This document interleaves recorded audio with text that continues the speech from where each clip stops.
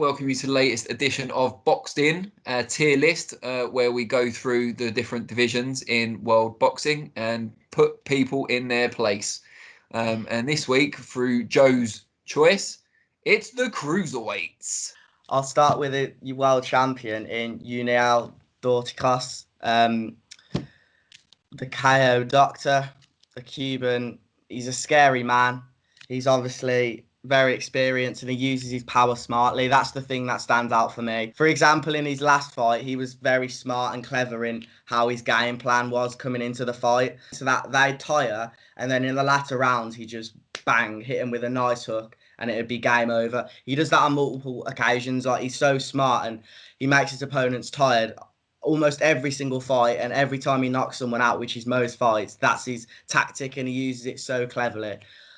Obviously, he's got a fight with Mairis Briedis that's been postponed twice now. But when that comes along, it's going to be very interesting because Briedis has had a lot of controversy recently, and it's going to be an interesting one. Well, as you kicked off with the KO Doctor, I'm going to go to Mairis Briedis, his opponent in the WBSS final. And it's no surprise that he's going to have to go in the contenders category.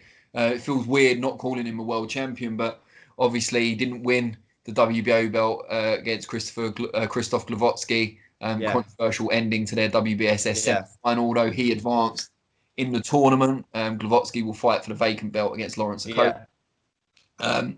Mairis Briedis, very intelligent fighter, gave Alexander Usyk arguably his hardest fight so far as a pro in the previous year's WBSS. Probably starts favourite, I would imagine, over Yuniel Dorticos in the WBSS final. So for me, straight in the contenders category and probably a world champion again before the end of the year. Right, second up for me, I'll go with Glowacki. He's, like we were saying, been in a controversial fight, and it's hard to see where he can go from here. Obviously, he's got the Okolie fight actually, so it isn't hard at all. I don't know why I even said that. It's gonna be very interesting. I can't lie, because obviously Okolie hasn't come up against that sort of opponent yet. But I'll leave that for you to say, and I'll whack Glowacki in the contenders category. Yeah, it's fair enough, and he'll be joined in that contenders category by Okolie. I think Okolie's obviously... That was so smooth. Yeah. I think he's kind of... he can't be a young gun anymore because he's got a world title fight lined up, signed and sealed, and they're just waiting for a new date where it's going to be. I think it'll probably be the O2, but let's wait and see. Yeah. I say let's wait and see. I've just said it'll probably be the O2. I'm contradicting myself. But just a very effective fighter. I know a lot of people don't like the way he boxes sometimes, the amount of holding he does, but he completely dominated British level at the time when he was there. Beat Yves Ngabu for the European belt, and he was no mug. Not the best fight I've ever seen, but he wore it down strategically, and the finishing punch was one of the best you'll see from anyone. Probably one of the most powerful punchers in the cruiserweight division worldwide. He has that height and reach, the physical advantages over most opponents. And I think he's exceptionally hard to beat. And I do fancy him over Glowacki. I think it's all about timing, and I think Okolie's very fresh, and I think Glowacki's probably not at this stage. Bang into the contenders category. So we've got we've got 3 contenders and 1 world champ so far. Next up, another contender for you, Kevin Lerena, IBO, obviously world cruiserweight champion, but attacked by a fly. He didn't like Kevin Lerena, apparently. Exactly. He's obviously been champion with the IBO since 2017, hasn't lost since 2014, but he's interestingly hasn't ever had an amateur fight, so he's had quite a strange boxing career so far, and I think it's going to be very interesting to see him in big fights. You know, he said against Dorticos it'd be a great fight, but in his last 3 to 4 fights, he's had 3 knockouts, and he's only just learnt to load up his shots, I guess you could say. But in a fight against Dorticos, will he revert back to his old ways, because he knows that the KO doctor can KO you at any moment? So he said in an interview, actually, he'd prefer the Briedis fight over Dorticos, and I think that would be true because the styles suit him a lot more. So if he's going to get a belt, then it'll probably be through Briedis if he fights him eventually. And yeah, he's going to go in the contenders for now. Good shout. I noticed the also ran's box is empty at the moment, but not for much longer. Christoph Vladarchuk, come on down, and down being the operative word. Advanced in age, former WBC champion, had a really good reign actually as WBC champion, but probably ended 4 years ago now without checking. Still on a decent run. I think he's won his last 5, but most of them have gone the distance. And some of the guys he's fought at the very top level have got past him. I don't see him in the current crop of cruiserweights beating anyone for a world title. Fair enough. You know, very, very good in his day, but I just think he's starting to come down the other side of the hill now. So for me, he has to go in the also rans category. Fair play. I mean, it's a category that hasn't been filled, and following that suit, I'll fill another category that hasn't been filled with Alexei Igorov. Now, don't get me wrong, he's 29, but as we said last week, there's no rules in this competition, and in his boxing career, he is still a young gun. He's been pro since 2016, so you can't really sit here and say, you know, he's been through the depths, been through really tough fights. If he was English, he would be one of the Eddie Hearn's greatest prospects in world boxing right now. So I'm just trying to put it into perspective. He's almost like the Lawrence Okolie from Russia. So that's what we'll go with. And young guns, even though he's old, but in his boxing career, youngish gun, I like that. Yeah, let's go with it. All right, well, I'll give him some company, but from a genuine young gun in 24-year-old Jay Opatea, Australian, excellent amateur pedigree, 6'2" southpaw. He recently became more prominent, strangely enough, because some outlets reported that it was a possibility in the future for him to have a mega money heavyweight showdown with Tyson Fury out in Australia. Just because I guess he's the only Australian in and around the heavyweight division that could be marketed into a sellable opponent for Fury one day. But he's certainly at cruiserweight at the moment. He's ranked in the top 10 by 3 of the 4 major governing bodies, number 12 with the other one. He was Australia's youngest ever Olympic boxer when he went to 2012 in London at 16 years old. Went out in the first round, to the eventual bronze medalist in a very tight defeat. I think he only lost by a point. Didn't do so well at the Commonwealth Games a couple of years later, but has won a youth bronze medal, world bronze medal. So very, very good amateur pedigree. I think he's like 18-0 or 19-0 as a pro, mainly in Australia, maybe exclusively on Australia. 15 of those have come by knockout. Recently beat Mark Flanagan, who's a former world title challenger who went the distance in his world title try, but just got absolutely bombarded with the fast combinations of Jay Opatea.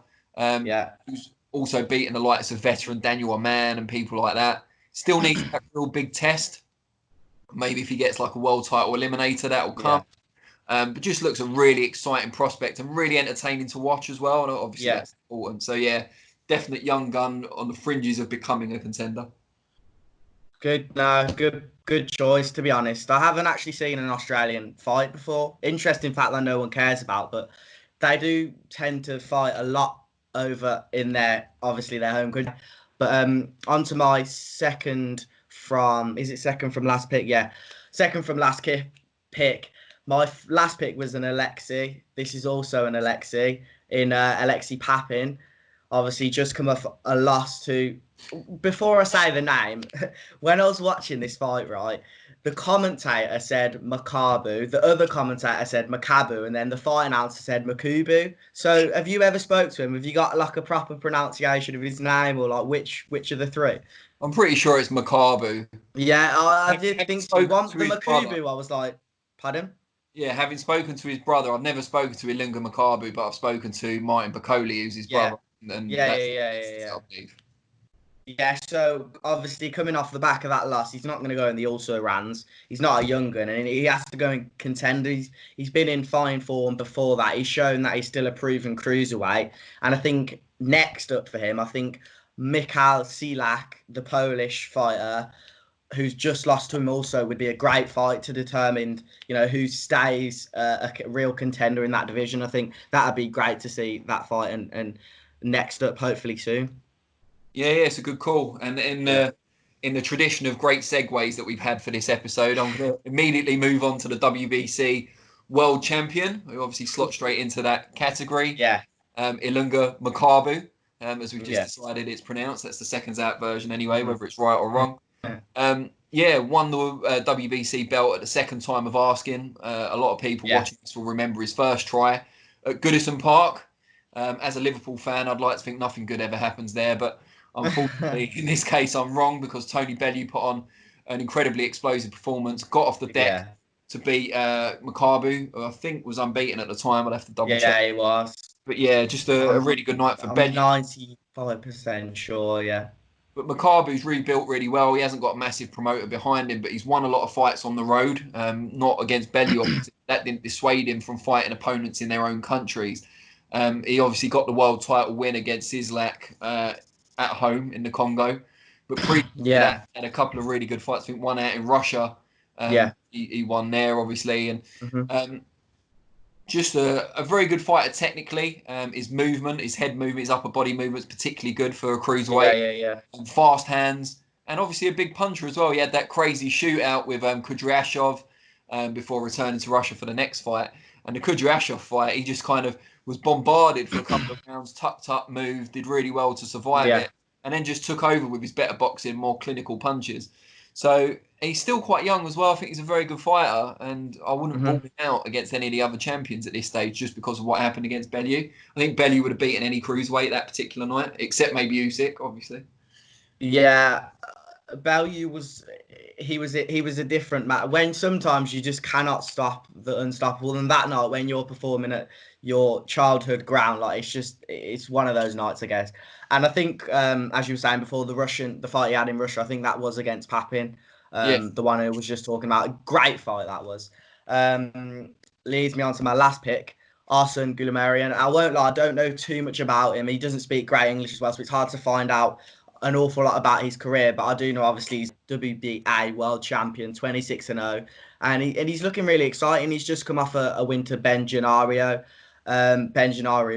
I should say, and he's looking really exciting. He needs to get a big fight sooner rather than later, I think, especially with the pandemic. It's like to get his name out there. You know, I didn't really know who he was, so I think it would be good for him if he gets a big fight. Obviously with the World Boxing Super Series final happening, you know, the two guys right now are fighting each other, but look to fight the winner or there's a lot of fighters to fight right now, but yeah, one of the top guys for him. So my final one is probably the one I found the most difficult which category to put in, and even as I'm saying this, I still haven't quite decided, but we'll see where we go. It's Tabiso Machunu from South Africa.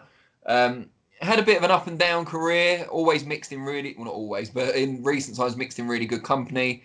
It's been stopped a number of times, so there's obviously some issues with the chin, I would imagine.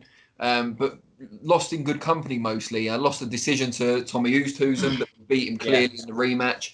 Lost to Usyk a number of years ago as well, no disgrace there. But has slipped up against kind of subpar opponents, people you'd expect him to beat at times as well. He's 32, so just kind of getting on a little bit in age. But in his most recent fight, took a win over a still dangerous Denis Lebedev, out in Russia, which is not an easy thing to do. He's a hero over there, Lebedev, and I think that reason, because he's on a winning run of 3, and one of them is Lebedev, be it a faded version. I think you have to kind of put Machunu in the contenders category. Cruiserweight's quite an open division at the moment, and he is a world-class fighter. I don't think we can get away from that. So he can slot into the contenders category. It's pretty busy in there, which is exciting for the future of the division. 100%. But yeah, I think as I was checking up on the cruiserweight division, it is at the moment, I guess you could say it's sort of the dominant Usyk remains. Like everyone's just got one loss on their record, and it's too easy. So not necessarily one or whatever, but he's left the division in a bad place in terms of he's beat everyone. It's not a bad place, but it's also exciting because now there's so many contenders and there's not one dominant guy. I mean, if you're talking about the number one guy, it's Briedis right now, but he's had 2 controversial fights. The one before last, did you think he would? I thought he did, but people thought he didn't. I remember. It was very close, wasn't it? It wasn't expected. It was exactly. And then Yeah, so obviously you've still got a number one guy there, but there's so many contenders, as we keep saying, and honestly, it's, when boxing comes back fully, this is probably the division I'm going to be most excited to be watching. You got to think, if Okolie gets past Glavotsky and wins that world title, a unification with That's going to blow it up in England as well. Well, a unification with Goulamarian, who's obviously in France, isn't a massive name. You know, that financially, you would think that would be quite easy to make. And the fact that the best are fighting the best in the World Boxing Super Series, it makes it more exciting as well. Obviously, heavyweight's always going to be heavyweight, but when the best fight the best in any division, it gains so much attraction. And Briedis against Makabu would be an excellent mesh of styles as well. I think I'd really like to see that fight. Loads of great matches, styles that I can't wait to see, honestly. Great stuff. We'll be back next week with our next boxing tier list. I'm not sure which division it's going to be yet, but they're all great, so it'll be worth tuning into. We always really appreciate your time. If you can comment below, that'd be great. Let us know where you think what you think about where we've placed people, if we've got any of the key decisions wrong. And that'd be great. We'll respond to some of them.